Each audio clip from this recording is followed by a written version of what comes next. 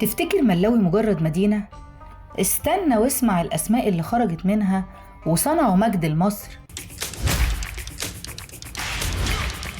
يلا نبدأ حلقتنا وبرنامج اخترنا لك مع رنا العزايزي. في قلب مصر مدينة عريقة، مش بس عشان موقعها الجغرافي ولا تاريخها اللي ضارب في جذور الحضارة المصرية القديمة، كمان ناسها كانوا مختلفين.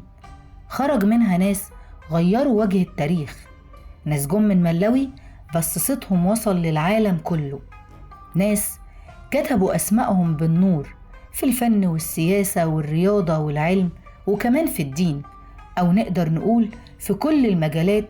هنلاقي شخصية من البلد دي نبغى فيها. النهاردة هتسمعوا عنهم وهتعرفوا ليه ملاوي مش مجرد مدينة، دي صفحة من صفحات كتاب تاريخ مصر. ملاوي ما كانتش مجرد مدينة تجارية أو محطة بتربط بين الصعيد ووجه بحري، دي كانت منبع طاقة، كل شارع فيها أنجب موهبة. من هنا خرجت الفنانة الكبيرة سناء جميل، أيقونة الدراما والسينما والمسرح، اللي أبهرت الجمهور بأدوارها القوية، واللي علمت أجيال معنى الالتزام والصدق في الأداء من أول بداية ونهاية ولحد الراية البيضاء وكتير من الأعمال الشيقة. الفنانة الكبيرة بنت ملاوي اللي عاشت حياتها كلها بتقول الفن مش تمثيل، الفن حياة. ومن قلب ملاوي طلع لنا المخرج الكبير نور الدمرداش، واحد من أعمدة الدراما المصرية في الإخراج والتمثيل.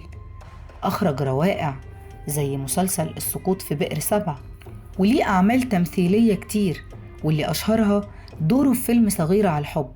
وهو أيضا والد الإعلامي المحترم معتز الدمرداش وزوج الفنانة الراحلة العظيمة كريمة مختار.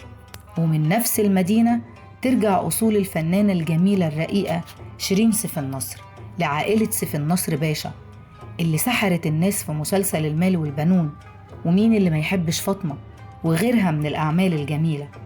وعشان ملاوي هتفضل ولادة ودايما بتخرج وهتخرج مواهب على كل المستويات وفي كل الأزمنة، هنلاقي جيل جديد طالع بيكمل المسيرة الفنية.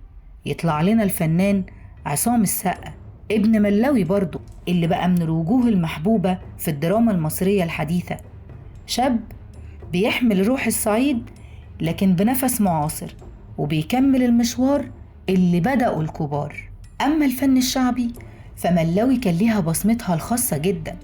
فرقة ملاوي للفنون الشعبية اللي تأسست سنة 1964 قدمت عروض قدام ملوك ورؤساء، ونقلت التراث الصعيدي من الشوارع للمسارح العالمية.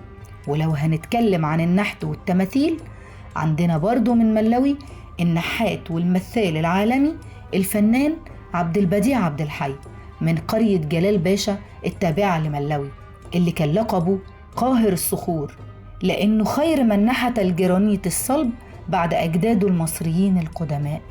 أما على المستوى العلمي فعندنا العالم الجليل عبد القادر حلمي من قرية الأشمونين التابعة لملاوي، عبقري الصواريخ اللي سطر اسمه في واحدة من أعقد عمليات نقل التكنولوجيا العسكرية في التاريخ الحديث. وبالنسبة للاقتصاد عندنا الدكتور إسماعيل صبري ابن ملاوي برضو، وده بقى رائد من رواد التفكير الاقتصادي لمصر، وكان قد شغل منصب وزير التخطيط، وكان قد عمل مستشارا للرئيس جمال عبد الناصر للشؤون الاقتصادية والمالية. أما عن المجال الرياضي هنلاقي المهندس أحمد الدمرداش توني، واحد من أهم الشخصيات الرياضية اللي جابتها مصر. كان رئيس الاتحاد المصري في رياضات السباحة والجمباز، ونائب سكرتير عام اللجنة الأولمبية العالمية، ورئيس اللجنة الأولمبية المصرية، ومنفذ فكرة إنشاء دورة ألعاب البحر المتوسط. وعلى فكرة ليه متحف في استاد القاهرة باسمه. أما على المستوى الديني عندنا الشيخ الجليل حسون النواوي من قرية نواي التابعة لملاوي، كان شيخ الأزهر ومفتي الديار المصرية، وكان نابغة من نوابغ رجال الأزهر. ومع كل اسم وكل قصة بنرجع نسأل نفس السؤال: إزاي مدينة واحدة في قلب الصعيد قدرت تكون منبع للفن والعلم والدين والسياسة؟ ده لأن السر يكمن في أرض مصر، واللي ملوي جزء منها. لسه الحكاية ما خلصتش، لأن في ملوي كل شارع له سر، وكل بيت وراه قصة. استنوني في الحلقة الجاية، هنكمل باقي أسرار مدينة ملوي، وهنعرف بشوات ملوي واللي بيهم أطلق عليها بلد البشوات عملوا إيه بثروتهم الكبيرة. أتمناكم في أحسن حال. خالص تحياتي.